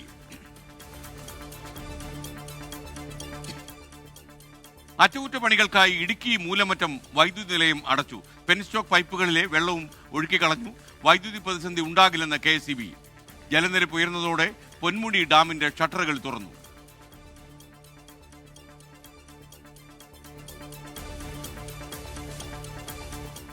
കെയർ സ്റ്റാർമറെ ബ്രിട്ടീഷ് പ്രധാനമന്ത്രി സ്ഥാനത്ത് നിന്ന് പുറത്താക്കാൻ ലേബർ പാർട്ടിക്കുള്ളിൽ പടയൊരുക്കുമെന്ന റിപ്പോർട്ടുകൾ. ബജറ്റ് അവതരണത്തിന് ശേഷം സ്റ്റാർമർ പുറത്താക്കപ്പെടുമെന്ന് സൂചന. ആരോഗ്യ സെക്രട്ടറി ബെസ്റ്റ് റീറ്റിംഗോ ആഭ്യന്തര സെക്രട്ടറി ഷബാന മഹ്മൂദോ പ്രധാനമന്ത്രിയാകുമെന്ന അഭ്യൂഹങ്ങൾ. വെല്ലുവിളികളെ ചെറുത്തു തോൽപ്പിക്കുമെന്ന് ലേബർ പാർട്ടി MPമാർ. തൃശൂർ ചാലക്കുടി മേലൂരിൽ 60കാരൻ കൊല്ലപ്പെട്ട നിലയിൽ. മരിച്ചത് കുന്നപ്പള്ളി മംഗലത്ത് വീട്ടിൽ സുധാകരൻ. ഒരുമിച്ചിരുന്ന് മദ്യപിച്ച സുഹൃത്തിനെ പോലീസ് ചോദ്യം ചെയ്യുകയാണ്. വയനാട് തോൽപ്പെട്ടി എക്സൈസ് ചെക്ക് പോസ്റ്റിൽ വൻ കുഴൽപ്പണവേട്ട. രേഖകളില്ലാതെ കടത്താൻ ശ്രമിച്ച 86 ലക്ഷം രൂപ പിടിച്ചെടുത്തു. 2 മഹാരാഷ്ട്ര സ്വദേശികൾ അറസ്റ്റിലായി. ബംഗളൂരുവിൽ നിന്ന് കോഴിക്കോട്ടേക്ക് വരികയായിരുന്ന KSRTC സ്വിഫ്റ്റ് ബസ്സിൽ കുഴൽപ്പണം കണ്ടെത്തിയത് ബാഗിൽ ഒളിപ്പിച്ചു വെച്ച നിലയിൽ. ഇടുക്കി മൂന്നാറിൽ വീണ്ടും ഓൺലൈൻ ടാക്സി തടഞ്ഞെന്ന ആരോപണം ഉയരുന്നു. മൂന്നാറിലെ ടാക്സി ഡ്രൈവേഴ്സിനെതിരെ പോലീസ് ഇടപെട്ട് തർക്കം പരിഹരിച്ചു. ഇസ്രയേൽ സ്വദേശികളായ വിനോദസഞ്ചാരികളെ ഓൺലൈൻ ടാക്സിയിൽ തന്നെ യാത്ര ചെയ്യാൻ അനുവദിക്കുകയും ചെയ്തു. കൊല്ലം കൊട്ടിയത്ത് വൻ തീപിടുത്തം. തീ പടർന്നത് കെട്ടിട സമുച്ചയത്തിന്റെ മുകൾ നിലയിലെ സ്റ്റുഡിയോയിൽ. ഫയർഫോഴ്സ് എത്തി തീ നിയന്ത്രണ വിധേയമാക്കി. അപകട കാരണം ഷോർട്ട് സർക്യൂട്ട് എന്ന പ്രാഥമിക നിഗമനം. അഫ്ഗാനിസ്ഥാനെതിരെ പാകിസ്ഥാൻ പ്രധാനമന്ത്രി ഷഹബാസ് ഷെരീഫ് അഫ്ഗാൻ അകത്തും പുറത്തുമുള്ള ഭീകരവാദ സംഘങ്ങളെ നിയന്ത്രിക്കണമെന്ന് ആവശ്യം. ഇസ്ലാമാബാദ് സ്ഫോടനത്തിന് പിന്നിലുള്ള ഭീകര സംഘടനയെ നിയന്ത്രിക്കുന്നത് അഫ്ഗാനിൽ നിന്നാണെന്നും ഷഹബാസ് ഷെരീഫ്. ആരോപണങ്ങൾ തള്ളിയ അഫ്ഗാനിസ്ഥാൻ സമാധാന ചർച്ചകൾ തുടർന്ന് ഖത്തറും തുർക്കിയും. H-1B വിസയുടെ കാര്യത്തിൽ മുൻ നിലപാട് മയപ്പെടുത്തുകയാണെന്ന സൂചന നൽകിയ അമേരിക്കൻ പ്രസിഡന്റ് ഡൊണാൾഡ് ട്രംപ് ആഭ്യന്തര ജീവനക്കാരുടെ ലഭ്യതക്കുറവ് ഉള്ളതുകൊണ്ട് വിദേശത്തുനിന്ന് വിദഗ്ധരായ തൊഴിലാളികളെ എത്തിക്കേണ്ടതുണ്ടെന്ന ട്രംപ് പ്രതികരണം ഫോക്സ് ന്യൂസിന് അനുവദിച്ച അഭിമുഖത്തിൽ. ട്രംപിന്റെ നിലപാട് മാറ്റം ഇന്ത്യക്കാർക്കുൾപ്പെടെ ആശ്വാസമായി. റഷ്യൻ യുക്രൈൻ യുദ്ധം വീണ്ടും രൂക്ഷമാകുന്നു. തെക്കൻ സപ്രേഷ്യ പ്രദേശത്തു നിന്നും പിന്മാറി യുക്രൈൻ സൈന്യം. ഈ പ്രദേശത്തെ 5 ഗ്രാമങ്ങൾ പിടിച്ചെടുത്ത റഷ്യൻ സൈന്യം. കുപ്പിയാൻസ്ക് ഉൾപ്പെടെയുള്ള നഗരങ്ങൾ റഷ്യൻ സൈന്യം വളഞ്ഞതായി റിപ്പോർട്ടുകൾ വരുന്നുണ്ട്. തിരിച്ചടി സ്ഥിരീകരിച്ച് യുക്രൈൻ സൈന്യത്തിന്റെ commander in chief Oleksandr Syrskyi. Mundakkai Chooralmala ദുരന്തബാധിതരുടെ വായ്പ എഴുതിത്തള്ളണം എന്നാവശ്യപ്പെട്ട് പ്രമുഖ ബാങ്കുകൾക്ക് വനിതകളുടെ കത്ത്. ചൂരൽമല പോസ്റ്റ് ഓഫീസിൽ നിന്ന് കൂട്ടത്തോടെ കത്തുകൾ അയച്ചത് ദുരന്ത മേഖലയിലെ കുടുംബശ്രീ അംഗങ്ങളുടെ കൂട്ടായ്മ. 3 കോടിയോളം രൂപയുടെ ബാധ്യത എഴുതിത്തള്ളണം എന്നാണ് അവരുടെ ആവശ്യം. മൊഴിയെടുപ്പിനെത്തണം എന്ന ആരോഗ്യവകുപ്പ് നിർദ്ദേശം തള്ളി തിരുവനന്തപുരം മെഡിക്കൽ കോളേജിൽ മരിച്ച കൊല്ലം പന്മനയിലെ വേണുവിന്റെ ഭാര്യ സിന്ധു. നീതി ലഭിക്കുമെന്ന പ്രതീക്ഷയില്ലെന്ന് സിന്ധുവിന്റെ വിശദീകരണം. എനിക്കാണ് നഷ്ടം സംഭവിച്ചത്. അങ്ങനെ ആകുമ്പോൾ അവർ ഇങ്ങോട്ടാണ് വന്ന് അന്വേഷിക്കേണ്ടത് എന്താണ് നഷ്ടം എന്നുള്ളത്. ഇപ്പം ഞാൻ അങ്ങോട്ട് ചെന്ന് മൊഴി കൊടുക്കേണ്ട ഒരു അവസ്ഥയാണ് വന്നിരിക്കുന്നത്. എൻ്റെ ഭാഗങ്ങൾ അല്ലെങ്കിൽ എൻ്റെ ഹസ്ബൻഡിൻ്റെ ഭാഗം ക്ലിയർ ആക്കാൻ ഞാൻ ഇപ്പോൾ അങ്ങോട്ട് ചെന്നിട്ട് ഞാൻ അവരുടെ കയ്യും കാലും പിടിക്കേണ്ട ഒരു അവസ്ഥയാണ് ഇപ്പോൾ വന്നിരിക്കുന്നത്. ഈ മാനസികാവസ്ഥയിൽ അവിടെ പോയി മൊഴി കൊടുക്കാനും പറ്റുന്ന അവസ്ഥയിലല്ല. എനിക്ക് പറ്റുമെന്ന് എനിക്ക് വേണു കുറ്റവാളിയല്ലെന്നും മതിയായ ചികിത്സ കിട്ടാതെ മരിച്ചയാളാണെന്ന് കുടുംബം. മൊഴിയെടുക്കാൻ തിരുവനന്തപുരത്തേക്ക് വിളിപ്പിച്ച DMEയുടെ നടപടി ശരിയല്ലെന്നും വിമർശനം. ന്യൂസ് എക്സ്പ്രസ് അവസാനിക്കുന്നു. ഈ മറ്റു ചില വാർത്തകളിലേക്ക് വിശദമായി. PM ശ്രീ പദ്ധതി മരവിപ്പിക്കണം എന്നാവശ്യപ്പെട്ട് സംസ്ഥാന സർക്കാർ കേന്ദ്ര സർക്കാരിന് കത്തയച്ചു.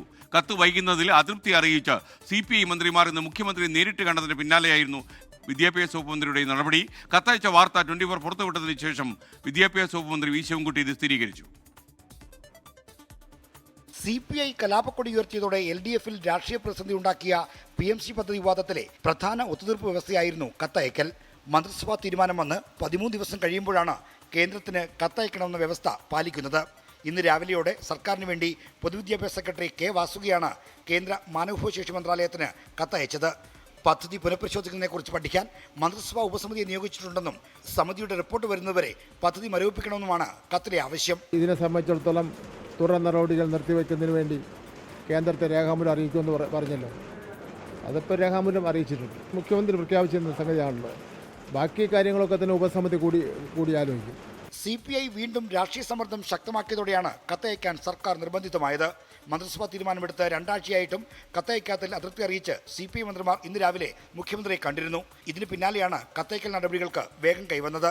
CPI പറഞ്ഞു സംശയമൊന്നും ആർക്കും വേണ്ട, കത്തയക്ക് വന്നു. ആ കത്ത് ഇപ്പോൾ അയച്ചിരിക്കുന്നു. നിങ്ങളുടെ എല്ലാം ആശങ്ക അസ്ഥാനത്താണ് എന്ന കാര്യം തെളിയിക്കപ്പെട്ടിരിക്കുന്നു. കമ്മ്യൂണിസ്റ്റ് പാർട്ടിയുടെ അഭിപ്രായത്തിൽ ഇത് ഉറപ്പിച്ചു പറയട്ടെ, വീണ്ടും LDF രാഷ്ട്രീയത്തിൻ്റെ വിജയമാണ്. പദ്ധതി മരവിപ്പിക്കണമെന്നാവശ്യപ്പെട്ടുള്ള സംസ്ഥാനത്തിന്റെ കത്തിനോട് കേന്ദ്രം എന്ത് നിലപാട് സ്വീകരിക്കുമെന്നതാണ് നിർണായകമായ കാര്യം. R. ശ്രീജിത്ത്, 24, തിരുവനന്തപുരം. കേരള സർവകലാശാലയിൽ നാടകീയമായ രംഗങ്ങൾ. വൈസ് ചാൻസലർ ഡോക്ടർ മോഹൻ കുന്നുമ്മലിനെ SFI പ്രവർത്തകർ ഇന്ന് തടഞ്ഞുവെച്ചു. VCയുടെ രാജി ആവശ്യപ്പെട്ടും ജാതി അധിക്ഷേപത്തിൽ വിവാദത്തിലായ ഡീൻ ഡോക്ടർ CN വിജയകുമാരിയെ പുറത്താക്കണമെന്ന് ആവശ്യം ഉന്നയിച്ചുമായിരുന്നു SFIയുടെ പ്രതിഷേധം. സർവകലാശാല ആസ്ഥാനത്ത് ചേർന്ന സെനറ്റ് യോഗം ഇടതംഗങ്ങളുടെ പ്രതിഷേധത്തിലാണ് സ്തംഭിച്ചത്. ഇന്ന്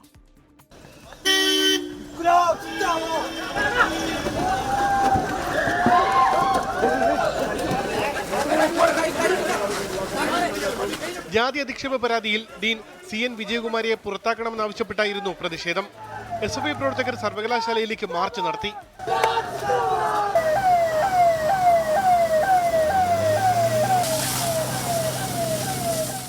വൈസ് ചാൻസലർ മോഹൻ കുന്നുമേലിന്റെ വാഹനം 15 മിനിറ്റിലധികം തടഞ്ഞിട്ടു.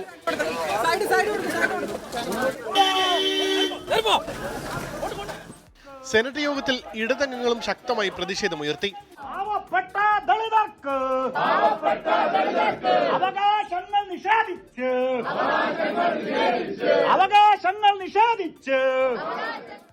ഇതിനിടെ CN വിജയകുമാരിയെ ന്യായീകരിക്കാനായി BJP സിൻഡിക്കേറ്റ് അംഗങ്ങൾ നടത്തിയ പരാമർശം വൻ പ്രതിഷേധത്തിനിടയാക്കി. ടീച്ചറുടെ വീട്ടിൽ ടീച്ചർക്കും ടീച്ചറുടെ കുട്ടികൾക്കും ഭർത്താവിന് പോലും അന്നം വിളമ്പി കൊടുക്കുന്നത് ഒരു ദളിതാണെന്ന് നിങ്ങൾക്ക് എത്ര പേർക്ക് അറിയാം? അപ്പോൾ അങ്ങനെയുള്ള ഒരാളിനെയാണ് അധിക്ഷേപിക്കുന്നത്. അപ്പോൾ ദളിതിന്റെ ഇതൊന്നും നമുക്ക് കേൾക്കണം. കണ്ടോ, ഉത്തരം കിട്ടുമ്പോൾ കുഞ്ഞനം കാട്ടെന്ന് പറയുന്ന ഇതാണ്. പരാമർശത്തിനെതിരെ SFI പ്രവർത്തകർ പ്രതിഷേധിച്ചു.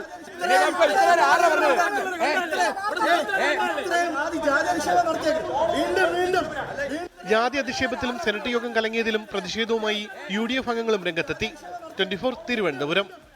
ബീഹാർ എക്സിറ്റ് പോൾ ഫലങ്ങൾ വൻ വിജയം പ്രവചിച്ചതോടെ NDA ക്യാമ്പ് ആവേശത്തിലാണ്. മന്ത്രിസഭാ രൂപീകരണ ചർച്ചയിലേക്ക് വരെ കടക്കാനൊരുങ്ങി മുന്നണി. എക്സിറ്റ് പോൾ ഫലങ്ങൾ തെറ്റുമെന്ന് RJD നേതാവ് തേജസ്വി യാദവ്. എക്സിറ്റ് പോൾ ഫലങ്ങൾ ഏതാണ്ട് എല്ലാം NDAക്ക് വലിയ ഭൂരിപക്ഷമാണ് പ്രവചിച്ചത്. അതിൽ തന്നെ ഏറ്റവും നേട്ടമുണ്ടാക്കാൻ പോകുന്നത് JDU ആണെന്നാണ് എക്സിറ്റ് പോളുകളുടെ പൊതുവിലയിരുത്തൽ. 30 സീറ്റോളം ഇത്തവണ അധികമായി ലഭിക്കുമെന്നാണ് പ്രവചനം. സ്ത്രീകളുടെയും യുവാക്കളുടെയും വോട്ടുകൾ കേന്ദ്രീകരിച്ചതാണ് വിജയത്തിലേക്ക് നയിക്കുകയെന്ന് JDU ദേശീയ വക്താവ് രാജീവ് രഞ്ജൻ പ്രസാദ് 24നോട് പറഞ്ഞു. बिहार की महिलाओं को लेकर जो नीतीश कुमार जी ने काम की, नौजवानों को रोजगार देने का जो उन्होंने वायदा किया और 50 लाख रोजगार 5 वर्षों में दिए भी गए, और महिलाओं के सशक्तिकरण के लिए नीतीश कुमार जी ने पहली बार कोई काम नहीं किया है. സ്ത്രീകളുടെ അക്കൗണ്ടിലേക്ക് പണം നൽകുന്നതടക്കം പദ്ധതികൾ തെരഞ്ഞെടുപ്പിന് തൊട്ടുമുമ്പ് പ്രഖ്യാപിച്ചത് ശരിയായില്ലെന്ന് കോൺഗ്രസ് നേതാവ് അശോക് ഗെഹ്ലോട്ട് ഇന്നലെ രാത്രി പ്രതികരിച്ചിരുന്നു. സ്ത്രീകൾക്കായുള്ള പദ്ധതികൾ തെരഞ്ഞെടുപ്പ് കാലത്ത് മാത്രമല്ല അതിനു മുമ്പും നടപ്പാക്കിയിട്ടുണ്ട് എന്നായിരുന്നു രാജീവ് രഞ്ജൻ പ്രസാദിന്റെ മറുപടി. അതേസമയം എക്സിറ്റ് പോൾ ഫലങ്ങൾ തെറ്റുമെന്ന് RJD നേതാവ് തേജസ്വി യാദവ് പറയുന്നു. മുൻകാലങ്ങളിൽ പ്രവചനങ്ങൾ തെറ്റിയ ചരിത്രം ബീഹാറിനുണ്ട്.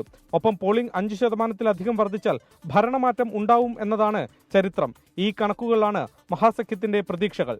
പട്നയിൽ നിന്നും വരുൺ വടശ്ശേരിക്കൊപ്പം ശ്രീനാഥ് ചന്ദ്രൻ, 24. മറ്റൊരു വാർത്തയിലേക്ക്. വയനാട് തോൽപ്പെട്ടി എക്സൈസ് ചെക്ക് പോസ്റ്റിൽ വൻ കുഴൽപ്പണവേട്ട. രേഖകളില്ലാതെ കടത്താൻ ശ്രമിച്ച 86 ലക്ഷം രൂപ പിടിച്ചെടുത്തു. മഹാരാഷ്ട്ര സ്വദേശികളിൽ നിന്നാണ് ഈ പണം പിടികൂടിയത്. ബാംഗ്ലൂരിൽ നിന്ന് കോഴിക്കോട്ടേക്ക് വരികയായിരുന്ന KSRTC സ്വിഫ്റ്റ് ബസ്സിലായിരുന്നു പരിശോധന. ബാഗിൽ ഒളിപ്പിച്ച നിലയിലായിരുന്നു കുഴൽപ്പണം.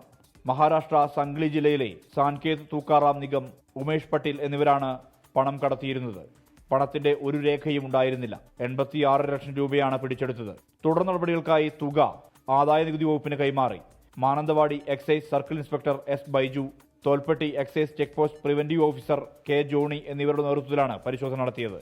ഈ മാസം തുടക്കത്തിലാണ് മീനങ്ങാടിക്ക് സമീപം എക്സൈസ് പരിശോധനയിൽ 1,36 ലക്ഷം രൂപയുടെ കുഴൽപ്പണം പിടികൂടിയത്. 24 വയനാട്.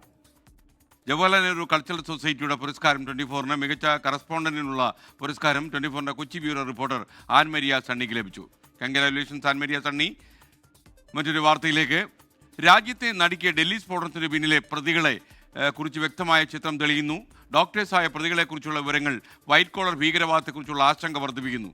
ഡൽഹി സ്ഫോടനത്തിലെ മുഖ്യപ്രതികളെക്കുറിച്ചുള്ള വിശദമായ ഒരു സ്പെഷ്യൽ റിപ്പോർട്ടാണ് ഇനി. ഈ റിപ്പോർട്ടോടെ ഇന്നത്തെ പ്രൈം ടൈം അവസാനിക്കുന്നു. നിങ്ങൾക്ക് ഒരു നല്ല രാത്രി ഞാൻ നേരുന്നു. ശുഭരാത്രി. Good night.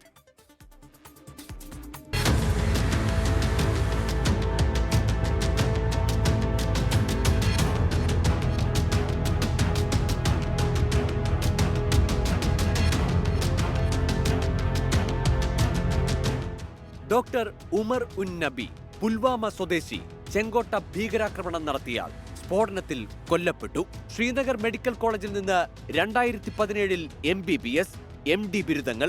അനന്ത്നാഗ് മെഡിക്കൽ കോളേജിൽ റെസിഡന്റ് ഡോക്ടറായിരുന്നു. ഡ്യൂട്ടിയിൽ നിന്ന് മുങ്ങിയതിന് പിന്നാലെ രോഗി മരിച്ചതോടെ അനന്ത്നാഗ് മെഡിക്കൽ കോളേജിൽ നിന്ന് പുറത്താക്കി. പിന്നീട് പൊങ്ങിയത് ഫരീദാബാദിലെ അൽഫല മെഡിക്കൽ കോളേജിൽ. ഡോക്ടർ അദീൽ റാത്തർ അനന്ത്നാഗിലെ കുൽഗാം സ്വദേശി. നവംബർ 7-ന് പോലീസ് പിടിയിലായി. അനന്ത്നാഗ് സർക്കാർ മെഡിക്കൽ കോളേജിൽ നിന്ന് MBBS-ഉം MD-യും തുടർന്ന് ഇതേ ആശുപത്രിയിൽ ഡോക്ടർ ഉമറിനൊപ്പം റെസിഡന്റ് ഡോക്ടറായി. കഴിഞ്ഞ 1 വർഷമായി ഉത്തർപ്രദേശിലെ സഹാറൻപൂരിൽ സ്വകാര്യ ആശുപത്രിയിൽ ഡോക്ടറാണ്. മുസമ്മിൽ, ഷഹീൻ എന്നിവരുടെ അറസ്റ്റിന് വഴിയൊരുക്കിയത് അദീലിന്റെ മൊഴിയാണ്. ഡോക്ടർ മുസമ്മിൽ ഷക്കീൽ ഗനി പോലീസിന്റെ പിടിയിലുള്ള പുൽവാമ സ്വദേശി. ഫരീദാബാദിലെ അൽഫല മെഡിക്കൽ കോളേജിൽ 4ാം വർഷ MBBS വിദ്യാർത്ഥി. ഫരീദാബാദിൽ 2 വീടുകൾ മുസമ്മിൽ വാടകയ്ക്കെടുത്തിരുന്നു. 2 ഇടങ്ങളിലുമായി 2900 കിലോ അമോണിയം നൈട്രേറ്റ് ഉൾപ്പെടെ സ്ഫോടന സാമഗ്രികളും ആയുധങ്ങളും സൂക്ഷിച്ചു. ഡോക്ടർ ഷഹീൻ ഷാഹിദ് ഉത്തർപ്രദേശിലെ ലക്നൌ സ്വദേശി. ഫരീദാബാദിലെ അൽഫല മെഡിക്കൽ കോളേജിൽ ഡോക്ടർ. നിലവിൽ പോലീസിന്റെ പിടിയിൽ. മുസമ്മിലിന്റെ സുഹൃത്ത്. ജെയ്ഷെ മുഹമ്മദിന്റെ വനിതാ വിഭാഗമായ ജമായത്തുൽ മോമിനാത്തിന്റെ ഇന്ത്യൻ ചുമതലക്കാരി. കാൺപൂരിലെ ഗണേശ് ശങ്കർ വിദ്യാർത്ഥി സർക്കാർ മെഡിക്കൽ കോളേജിൽ 2006-ൽ അസിസ്റ്റന്റ് പ്രൊഫസറായിരുന്നു. 2009-ൽ കനൌജ് മെഡിക്കൽ കോളേജിലേക്ക് സ്ഥലം മാറ്റി. 2013 മുതൽ ജോലിക്ക് ഹാജരാകാത്ത ഷഹീനെ 2021-ൽ സർക്കാർ പുറത്താക്കി. സഫർ ഹയാത്ത് എന്നയാളെ വിവാഹം ചെയ്തെങ്കിലും 2015-ൽ വിവാഹമോചിതയായി. ഇളയ സഹോദരൻ പർവേസും ഡോക്ടറാണ്. ഷഹീന്റെ ഉടമസ്ഥതയിലുള്ള HR-51 രജിസ്ട്രേഷനിലുള്ള സ്വിഫ്റ്റ് കാറിലും സ്ഫോടക വസ്തുക്കൾ സൂക്ഷിച്ചിരുന്നു. മൗലവി ഇർഫാൻ കശ്മീരിലെ ഷോപ്പിയാൻ സ്വദേശി ഇമാമാണ്. സൈന്യത്തെ കല്ലെറിയാൻ ജനങ്ങളെ പ്രേരിപ്പിച്ച ചരിത്രമുണ്ട്. അദീൽ ഉൾപ്പെടെ 3 പേർ ജെയ്ഷെ അനുകൂലികളായത് ഇർഫാന്റെ പ്രേരണയിലെന്ന് മൊഴി നൽകിയിട്ടുണ്ട്. ഹാഫിസ് ഇഷ്തിയാഖ് ഫരീദാബാദിലെ മതപണ്ഡിതൻ. അമോണിയം നൈട്രേറ്റും ഡിറ്റനേറ്ററുകളും വൻതോതിൽ വാങ്ങിക്കൂട്ടി. ഇവരെ കേന്ദ്രീകരിച്ചും പിടിയിലായവരെ ചോദ്യം ചെയ്തുമാണ് അന്വേഷണം മുന്നോട്ടു പോകുന്നത്. News desk 24. ലോകത്തെവിടെയായാലും ഏത് സമയത്തും 24 വാർത്തകളും ഓഗ്മെന്റഡ് റിയാലിറ്റി പാക്കേജുകളും എക്സ്പ്ലെയിനറുകളും വിശദമായി കാണാൻ ഞങ്ങളുടെ YouTube ചാനൽ നിങ്ങൾക്ക് സബ്സ്ക്രൈബ് ചെയ്യാം.